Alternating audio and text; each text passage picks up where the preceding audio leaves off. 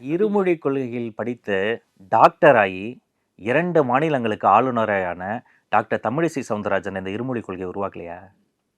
நிலாச்சோறு ஞாபகம் இருக்கா? மொட்டமல் நிலாவை காமிச்சு சோறு ஊட்டுவோமே, அந்த நிலாவுக்கே சந்திராயணி ஊட்டிய மயில்சாமி, அண்ணாதுரை, இஸ்ரோ சிவன், என்னுடைய சீனியர் வீரமுத்துவேல் இருமொழி கொள்கையில் தமிழ் மீடியத்தில் படித்தவங்க தான். இருமொழி கொள்கையில் படித்து வீதி வீதியாக போய் பேப்பர் போட்ட அப்துல் கலாம் தான் அந்த பேப்பரின் தலைப்பு செய்தியாக வந்தவர். ஸ்காலர்ஸ் உருவாக்கி இருக்கிறோம். நீங்கள் வேணா மனிதனை இந்து, முஸ்லீம், கிறிஸ்டியனா பார்க்கலாம். அவங்கள ஒரு மனிதனாக பார்க்கிற உயர்ந்த இடம் தமிழ்நாட்டின் பள்ளிக்கூடங்கள். உங்களுடைய அஜெண்டா வேறங்க. இருமொழி கொள்கை ரொம்ப சிறப்பா நல்ல அவுட்புட்டை கொடுக்குது.